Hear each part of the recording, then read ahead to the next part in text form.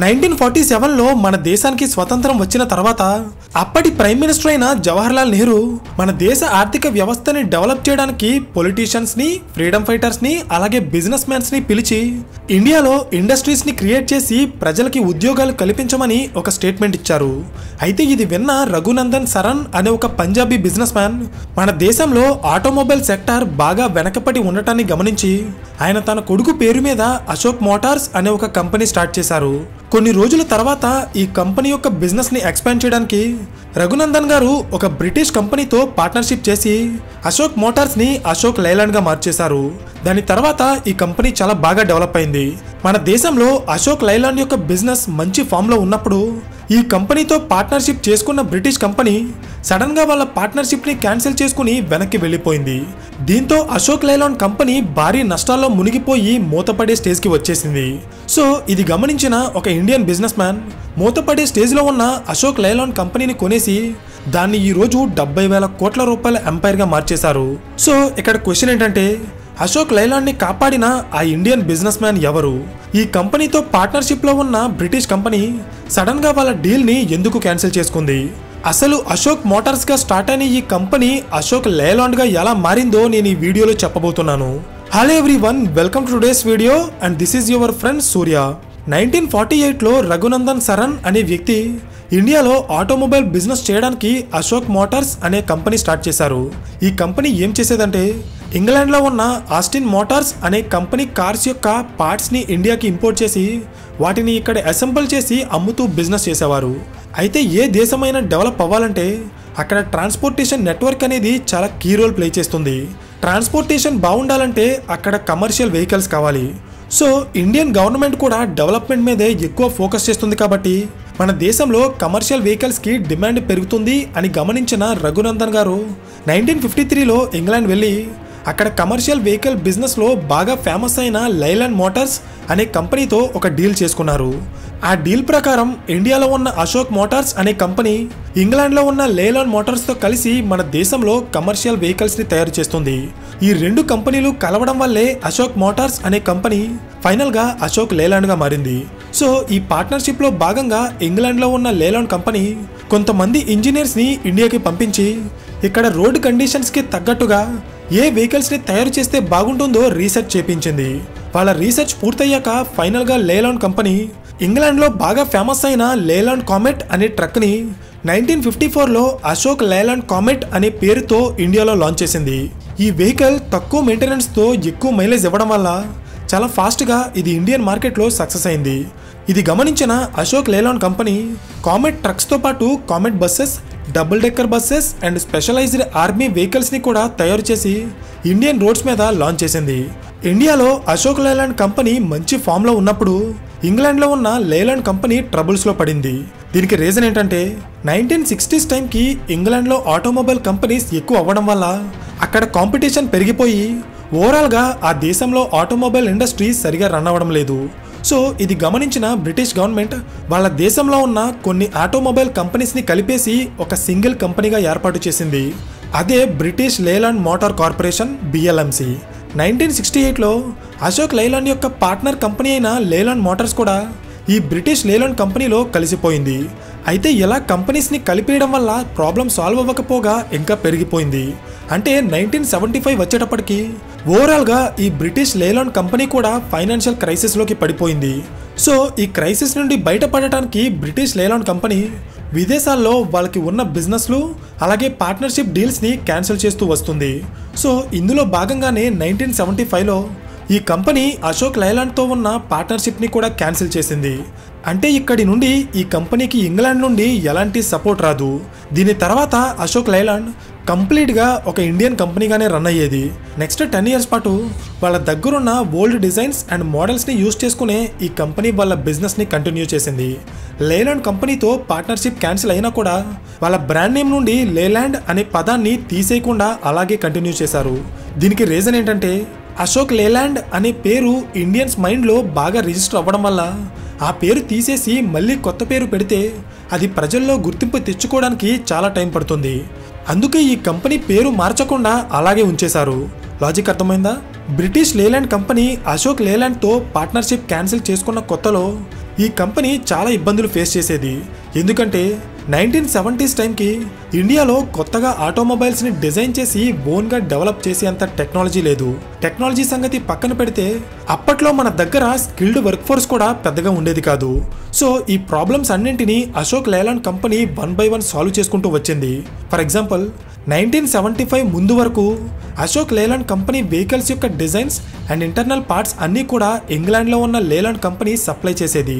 కానీ partnership cancel చేసుకున్నాక ఇప్పుడు అవే పార్ట్స్ని విదేశాల నుండి ఇంపోర్ట్ చేసి వెహికల్స్ని తయారు చేస్తే అప్పుడు ఆ వెహికల్స్ యొక్క ధర చాలా ఎక్కువగా ఉంటుంది. సో ఇది గమనించిన అశోక్ లేలాండ్ కంపెనీ ఇంకా విదేశీ కంపెనీల మీద ఆధారపడకూడదు అనే ఆలోచనతో ఇండియాలోనే మల్టిపుల్ లొకేషన్స్లో వెహికల్ యొక్క ఇంటర్నల్ పార్ట్స్ని సొంతంగా తయారు చేసి ఇక్కడే అసెంబుల్ చేసి అమ్మడం స్టార్ట్ చేసింది. కంప్లీట్గా ఇండియాలో తయారైన అశోక్ లేలాండ్ వెహికల్స్ ఎక్కువ లోడ్ అండ్ ప్యాసింజర్స్ని క్యారీ చేయడంతో పాటు లో మెయింటెనెన్స్ అండ్ మంచి పెర్ఫార్మెన్స్ ఇచ్చేవి. అంతేకాదు ఈ కంపెనీ తమ క్లయింట్స్ యొక్క రిక్వైర్మెంట్స్కి తగ్గట్టుగా కస్టమైజ్డ్ వెహికల్స్ని తయారు చేసేది. అంటే వాళ్ళు తయారు చేసిన వెహికల్స్ని కస్టమర్స్కి అమ్మడం కాకుండా కస్టమర్స్ ఎలా కోరుకుంటే అలా వాళ్ళ బస్సెస్ని డిజైన్ చేసి సప్లై చేసేవారు. సో ఇది చూసిన తర్వాత మన దేశంలో ఉన్న చాలా రాష్ట్ర ప్రభుత్వాలు వాళ్ళ రాష్ట్రాల్లో నడిపే ఆర్టీసీ బస్సెస్ కోసం అశోక్ లేలాండ్ బస్సెస్ని ఆర్డర్ చేయడం స్టార్ట్ చేశారు. Like Tamil Nadu, Karnataka, Maharashtra, Kerala, Andhra Pradesh etcetera. ఈ రాష్ట్రాల్లో నడిచే ఆర్టీసీ బస్సుల్లో మెజారిటీ బస్సులు అశోక్ లేలాండ్వే ఉంటాయి. కేవలం స్టేట్ గవర్నమెంట్స్ మాత్రమే కాదు, సెంట్రల్ గవర్నమెంట్ కూడా మిలిటరీ వెహికల్స్ని తయారు చేయమని అశోక్ లేలాండ్కి ఆర్డర్స్ ఇవ్వడం స్టార్ట్ చేసింది. సో 1975లో లేలాండ్ కంపెనీతో పార్ట్నర్షిప్ క్యాన్సిల్ అయ్యాక నెక్స్ట్ 10 years పాటు ఈ కంపెనీ ఎన్నో రకాల ప్రాబ్లమ్స్ని ఫేస్ చేసి వాటన్నింటినీ సాల్వ్ చేసుకుని ఫైనల్గా ఇండియన్ మార్కెట్లో నిలదొక్కుంది. కానీ ఇక్కడ ఉన్న ప్రాబ్లం ఏంటంటే అశోక్ లేలాండ్ కంపెనీ ఎంత మంచి వెహికల్స్ని తయారు చేసినా అవి కేవలం ఇండియన్ మార్కెట్కి మాత్రమే పరిమితమైపోయాయి. విదేశాల్లో బ్రాంచెస్ ఓపెన్ చేసి ఇంటర్నేషనల్గా వీళ్ళ బిజినెస్ని ఎక్స్పాండ్ చేయడానికి ఈ కంపెనీకి సరైన ఫైనాన్షియల్ సపోర్ట్ లేదు. అయితే ఇదే టైంలో ఎన్నో సంవత్సరాల నుండి అశోక్ లేలాండ్ కంపెనీ యొక్క గ్రోత్ని గమనిస్తున్న ఒక ఇండియన్ బిజినెస్ మ్యాన్ 1986లో ఈ కంపెనీని కొనేశారు. అతనే శ్రీచంద్ పరమానంద హిందూజా. ఇతను హిందూజా గ్రూప్ యొక్క చైర్మన్. హిందూజా గ్రూప్ గురించి మీరు వినే ఉంటారు. కానీ యాక్చువల్గా ఈ కంపెనీ ఏం బిజినెస్ చేస్తుందో చాలా మందికి తెలీదు. హిందూజా అనేది ఒక మల్టీ ఇండస్ట్రీ కంపెనీ.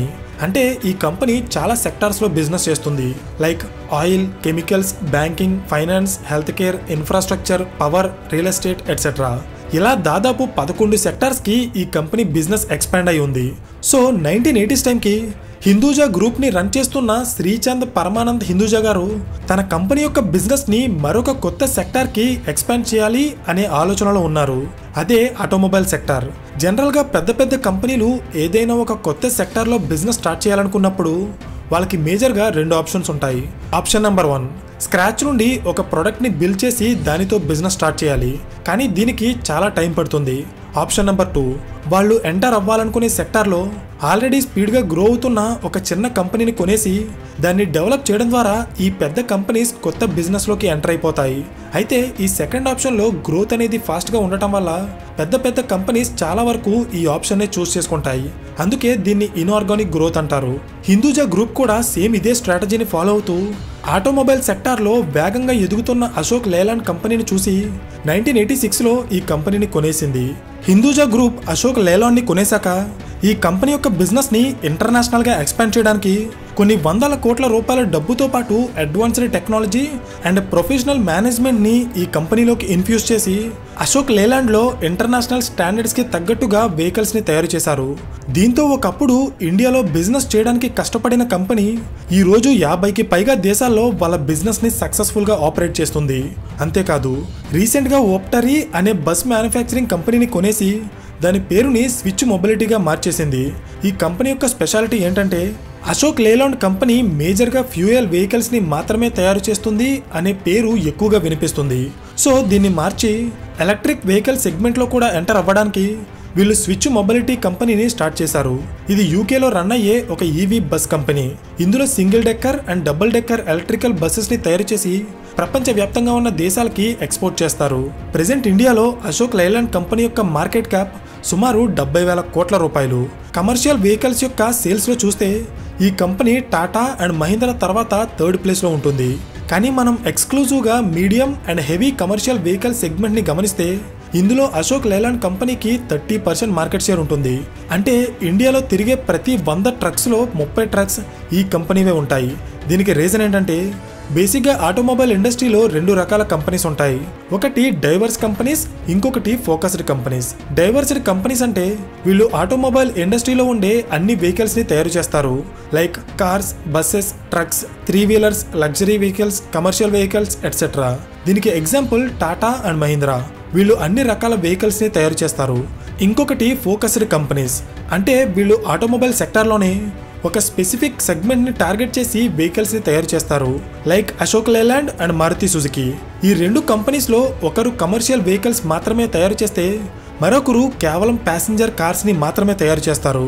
అందుకే ఆయా పర్టికులర్ సెగ్మెంట్స్ లో ఈ కంపెనీస్ యొక్క మార్కెట్ షేర్ చాలా ఎక్కువగా ఉంటుంది. లాజిక్ అర్థమైందా? సో ఈ కేస్ స్టడీ నుండి మనం నేర్చుకోవాల్సిన 2 ఇంపార్టెంట్ బిజినెస్ లెసన్స్ ఏంటంటే, lesson number 1 focusing on core segments. అంటే మీకు సరైన ఫైనాన్షియల్ బ్యాకప్ లేనప్పుడు ఒకేసారి మల్టిపుల్ సెగ్మెంట్స్ మీద ఫోకస్ చేయడం కంటే మనకి బాగా ఎక్స్పీరియన్స్ ఉన్న ఒక పర్టికులర్ సెగ్మెంట్ మీద ఫోకస్ చేసి బిజినెస్ చేయడం వల్ల ఫాస్ట్గా గ్రో అవ్వడానికి ఎక్కువ ఛాన్సెస్ ఉంటాయి. Lesson number 2 customer centric approach. అంటే చాలా కంపెనీస్ ఎలా అయినా వాళ్ళు తయారు చేసే ప్రొడక్ట్స్ని కస్టమర్స్ మీద రుద్దడానికి ట్రై చేస్తారు. ఇలా చేయడం వల్ల మొదట్లో ఆ కంపెనీ సక్సెస్ అయినా లాంగ్ రన్లో సస్టైన్ అవ్వలేదు. కానీ కస్టమర్స్ యొక్క రిక్వైర్మెంట్కి తగ్గట్టుగా ప్రొడక్ట్స్ని తయారు చేసే కంపెనీస్కి లాంగ్ రన్లో మంచి ఫ్యూచర్ ఉంటుంది. సో ఇది అశోక్ లేలాండ్ కంపెనీ యొక్క టోటల్ స్టోరీ. ఈ వీడియో మీకు ఇన్ఫర్మేటివ్గా అనిపిస్తే ఖచ్చితంగా లైక్ చేసి ఇలాంటి మరిన్ని బిజినెస్ కేస్ స్టడీస్ కోసం ఛానల్ని సబ్స్క్రైబ్ చేయండి. So thank you for watching and I will see you in the next video. Till then this is your friend Surya signing of.